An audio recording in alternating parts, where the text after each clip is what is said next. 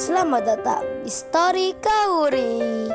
Ini adalah channel kedua artikel YouTube. Jangan lupa subscribe ya guys, dan tekan notifikasinya. Kisah pemuda kaya, anak bos besar, pemilik 73 perusahaan, yang menjadi cleaning service. Episode 717. Maya yang tiba-tiba mendapat kabar kalau keponakannya Cika menghilang, diculik orang tak dikenal. Maya pun ditanya Anggun temannya, "Ada apa Maya? Apa yang terjadi?" Maya pun bercerita tentang kejadian itu. Anggun merasa bersimpati. Mama dan papanya pun sama. Kemudian Maya langsung pulang. Anggun ikut bersamanya, sedang kesedihan pun dirasakan oleh Wati calonnya Paijo. Dan Ririn sudah ada di situ.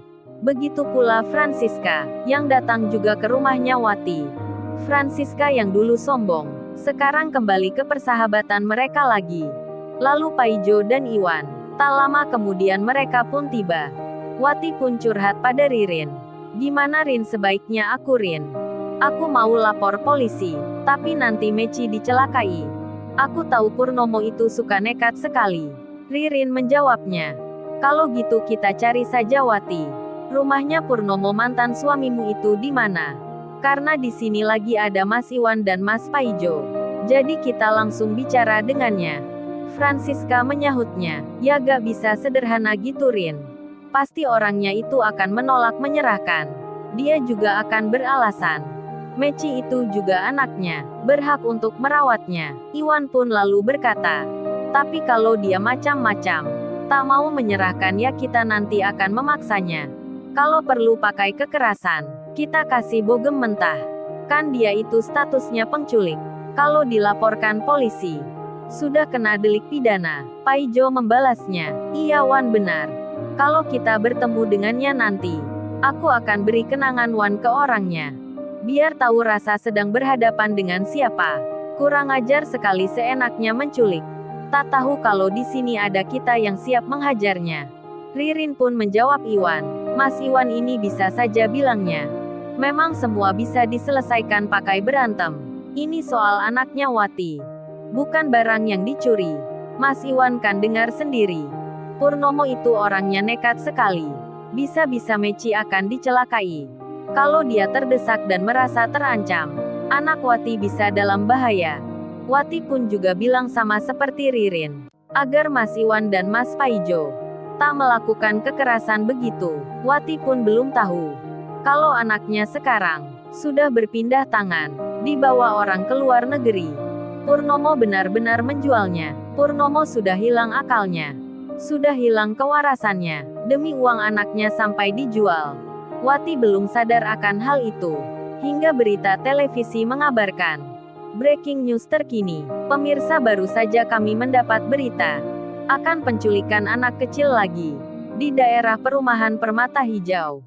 Jadi waspada dan hati-hati bagi orang tua yang mempunyai anak kecil. Harus dijaga dan diawasi, karena akhir-akhir ini banyak sekali kejadian penculikan. Mari kita simak pembicaraan dengan narasumber kita. Host berita pun bertanya, "Oh ya Ibu Dharma, memang penculikan ini apa motifnya?" Narasumber yang bernama Ibu Dharma itu pun menjawabnya, "Oh ini penculikan anak kecil banyak motifnya. Ada yang dijadikan persembahan dewa. Ada yang dibuat berlatih ilmu hitam. Ada yang diambil organ-organ tubuhnya. Dan juga hal mengerikan lainnya." Mendengar berita itu, Wati pingsan langsung di tempatnya, karena ketakutan mendengarnya. Begitu halnya seorang wanita yang lainnya, termasuk Natalia anaknya Pak Bargali itu. Tak sadarkan diri begitu mendengarnya, karena anaknya Narnia menjadi korban penculikan. Pak Bargali pun sampai-sampai memerintahkan pada semua anak buahnya untuk mencari keberadaan cucunya. Bahkan Pak Bargali pun membuka sayembara. Bagi siapa saja yang bisa menemukan cucunya Narnia, akan diberikan hadiah yang sangat besar. Akan diberikan uang dalam jumlah miliaran. Akan diberikan rumah dan mobil mewah pula. Pak Bargali sangat terpukul sekali. Cucu kesayangannya telah hilang diculik orang. Pak Bargali pun bersumpah akan mencari Narnia sampai ketemu. Dan bagi yang menyelamatkan cucunya, nanti diberi penghargaan yang setinggi-tingginya. Kalau dia belum menikah, akan dinikahkan dengan putri sulungnya, yang masih kuliah.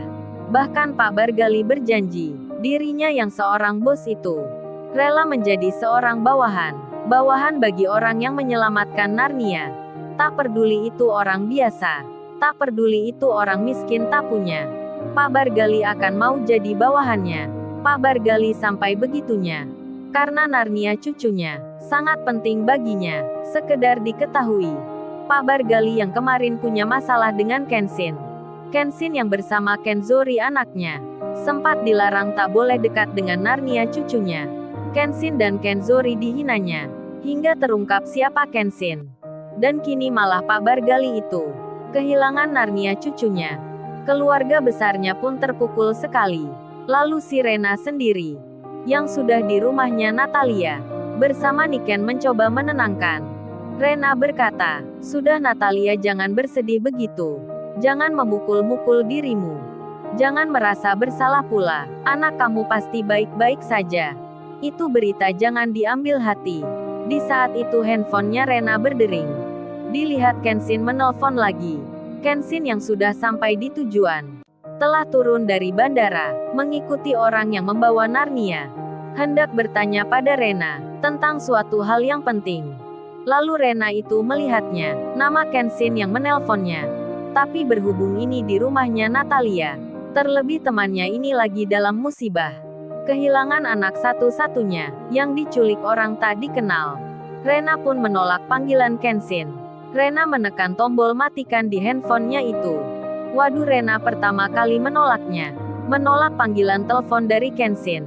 Hingga Kenshin mengulangnya lagi. Handphone Rena berdering kembali. Tapi Rena hanya melihatnya, tak menerima panggilan itu. Si Rena sama seperti sebelumnya, mematikan panggilan dari Kenshin. Niken pun lalu bertanya, "Ada apa Rena? Siapa yang telepon kamu itu? Kok kamu menolaknya?" Rena menjawabnya, "Oh ini Niken Mas Kenshin yang menghubungi. Jadi aku nggak enak kalau bicara di sini." Natalia pun mendengarnya. Yang telepon Rena adalah Kenshin. Kemudian Niken bertanya lagi, "Memang ada apa Rena Mas Kenshin kok menelponmu? Mungkin ada hal penting Rena. Apa nggak baiknya saja kamu menjawabnya? Kan tuan muda itu kalau telepon, pasti ada pentingnya." Rena menyahutnya, "Ya Niken, aku mengerti. Mungkin Mas Kenshin bicara tentang pekerjaan Niken. Kan gak enak kalau bicara di sini. Jadi aku tunda saja." Si Rena dan Niken pun belum tahu kalau sebenarnya Kenshin akan mengabarkan tentang Narnia, sesuatu yang penting bagi Natalia temannya. Telepon Kenshin itu adalah yang terakhir, karena kejadian tak diduga akan terjadi. Demi menyelamatkan 3 anak yang diculik, Kenshin terkena tembakan. Lalu, bagaimana kisah selanjutnya? Subscribe channel ini untuk episode berikutnya. Terima kasih.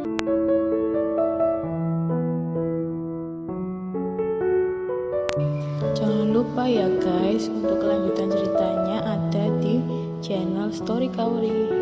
Jangan lupa subscribe ya guys, dan tekan notifikasinya.